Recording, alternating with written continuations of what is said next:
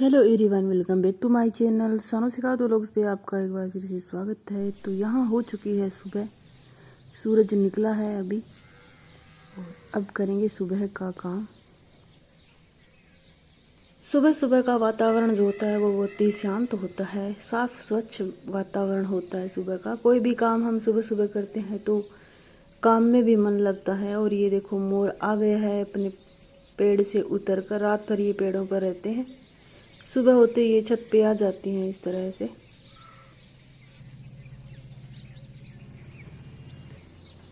बारिश की वजह से इतनी ज़्यादा गर्मी नहीं है। तो वो देखो, बच्चों ने झूला लगा लिया, वरना इस टाइम तो झूले पे झूल भी नहीं सकते हैं। तो यहाँ बना लेती हूँ मैं अपनी सुबह की चाय, और चाय बनाकर फिर काम लगूंगी।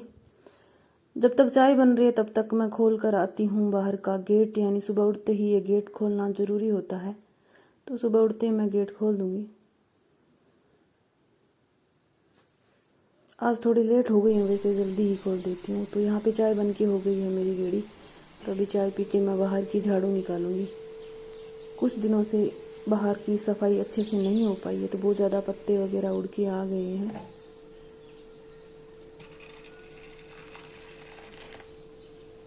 चाय के बिना तो आलस उड़ता ही नहीं है। सुबह सुबह काम की शुरुआत जब करते हैं तो पहले चाय ही चाहिए।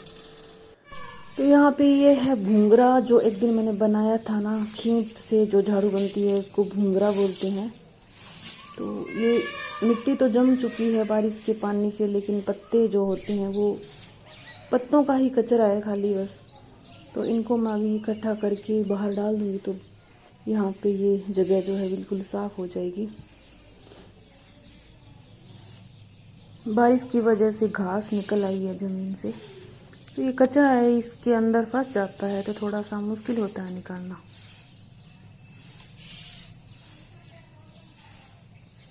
जहाँ जहाँ घास है वहाँ से तो बांस की झाड़ू से ही निकालना पड़ता है, वरना ये निकलता ही नहीं है अच्छे से। क्योंकि जो भूंगरे जो होते हैं वो बहुत ही नाजुक होते हैं, टूट भी जाते हैं जल्दी। ये बारिश होने के बाद बहुत ही आसानी से झाड़ू निकल जाती है, वरना तो इतनी ज़्यादा मिट्टी उड़ती है कि पूरे के पूरे तो बाल गंदे हो जाते हैं।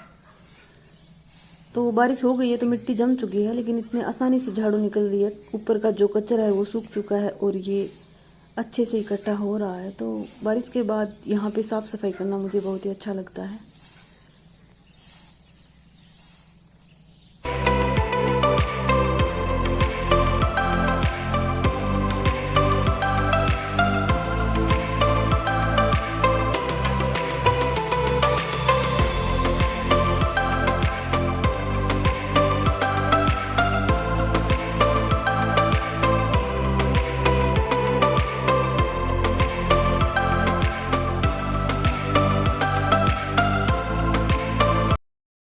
और ये काम तो मेरा रोज़ का ही है, दोनों टाइम का। तो इसको मैं पहले कर देती हूँ, वरना फिर बाद में जब अंदर चली जाती हूँ तो फिर लेट हो जाती हूँ।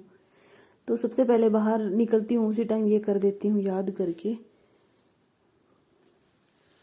और कल रात मैंने मोठ भिगो के रख दिए थे, तो आज मैं बनाऊंगी मोठ की सब्जी। होती है ना वो देसी मोठ, यहाँ पे गांव में जैसे होते हैं खेतों में, तो उनको मैं रात भर के लिए मैंने भिगो के रख दिया था। और अभी मैंने इसमें प्याज, हरी मिर्च और लहसुन कूट रही हूँ। उसके बाद इसी मसाले से मैं देसी मोठ है वो बनाऊंगी। हमारे गांव में हम रहते हैं तो देसी, यहाँ गांव के देसी लोग और देसी खाना ही पसंद करते हैं। तो ये सब्जी हम सबको ही अच्छी लगती है, घर में जितने भी हैं। मिक्सी में पीसने से उतना टेस्ट नहीं आता जितना मिट्टी की कुंडी में आता है। जैसे और सब्जियां बनाई जाती है वैसे ही ये बनाई जाती है। इसमें मैं वही मसाले डाल रही हूँ, मिर्च, हल्दी, मिर्च, हल्दी, नमक और धनिया पाउडर। और प्याज, हरी मिर्च और लहसुन को मैंने पहले ही कूट लिया था। इसके अंदर लास्ट में हम टमाटर भी डाल सकते हैं, अगर किसी को थोड़ा खट्टा पसंद है तो लास्ट में टमाटर भी डाल दो चाहे। तो आज मैं बनाऊंगी चूल्हे पे देसी खाना, और देसी चूल्हा। चूल्हे पे कुछ भी हम बनाते हैं तो वो बहुत ही अच्छा बनता है। तो आज बाहर बैठ के यहाँ आराम से सुबह सुबह चूल्हे पे ही खाना बनाऊंगी। मेरे बच्चों को बहुत पसंद है चूल्हे पे जब मैं खाना बनाती हूँ, तो वो इतने खुश होते हैं जैसे कि किसी पिकनिक पे आए हैं। तो वो यहाँ पे अभी आके बैठ जाते हैं। वो तो बोलते हैं कि रोज ही चूल्हे पे बनाया करो, उनको लगता है जैसे कहीं घूमने आए हैं, ये कोई पिकनिक का प्रोग्राम ही चल रहा है, तो इतने ज़्यादा खुश होते हैं वो। लेकिन मैं कभी जल्दबाजी में होती हूँ तो नहीं बना पाती हूँ।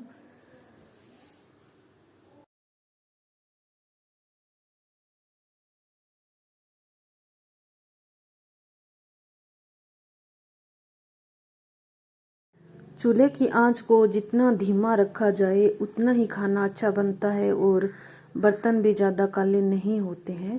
तो धीमी आंच पे खाना बनाना चाहिए चूल्हे पे, क्योंकि जब हम बहुत तेज़ आग जला देते हैं तो जो खाने का जो टेस्ट होता है वो पता नहीं कैसे उड़ जाता है, बिल्कुल भी सब्जी का जो रंग होता है वो अच्छा नहीं आता। तो धीमी धीमी आंच पे इसको धीरे धीरे ही पकाऊंगी मैं।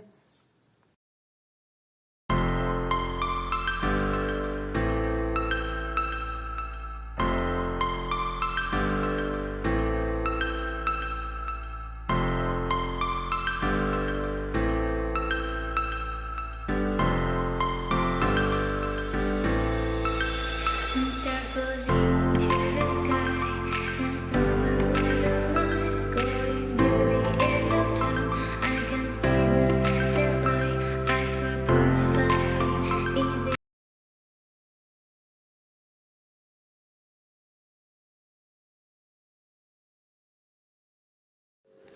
तो यहाँ पे मसाला मेरा तैयार हो चुका है, भुन चुका है। तो इसके अंदर मैं मिला दूंगी अभी मोठ।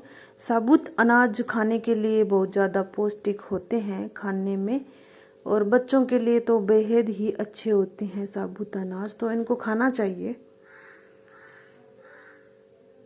तो अभी इनके अंदर मैं इतना पानी ऐड करूँगी कि ये जब तक अच्छे से पकेंगे तो उस पानी को अपने अंदर पूरा, ये पानी इसके अंदर समा जाएगा पूरा। तो इतना ही पानी मैं इसमें डालूंगी और धीमी आंच के ऊपर ही इसको पकाऊंगी।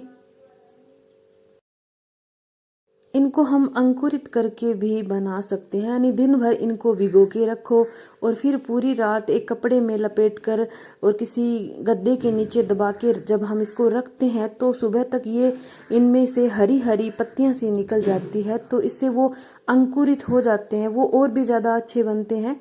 लेकिन मेरे पास इतना टाइम नहीं था तो मैंने इनको सीधा ही बना दिया।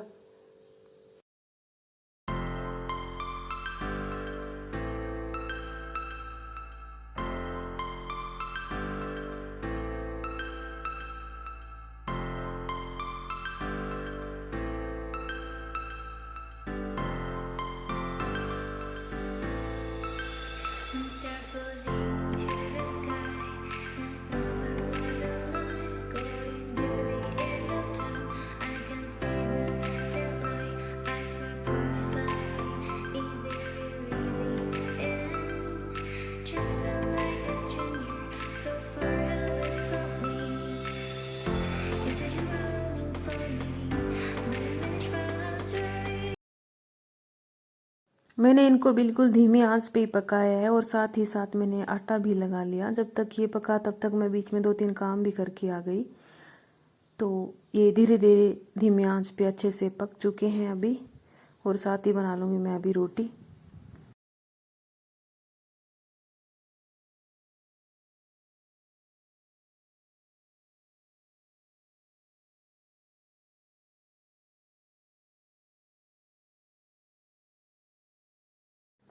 और ये है घिलोड़ी जिसके अंदर घी रखते हैं। इसको मैंने तवे पे रख के गरम कर लिया है, क्योंकि अगर नीचे रखती तो ये काली हो जाती, तो इसलिए मैंने इसको तवे के ऊपर रख के ही गरम किया है।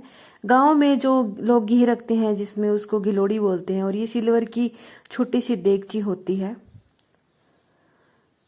गैस की बजाय चूल्हे पे रोटी जल्दी बनती है, कम टाइम लगता है मुझे तो गैस पे थोड़ा ज़्यादा लगता है और चूल्हे पे कम ही टाइम लगता है। तो चूल्हे पे वैसे ज़्यादा अच्छा लगता है बनाना। तो मिलते हैं नेक्स्ट वीडियो में, तब तक के लिए जय श्री कृष्णा, जय Shri Shyam. I know you're scared, you wanna hide away sometimes. I know you hurt from everyone telling you lies. I bet you just wanna lose your mind. I know you hurt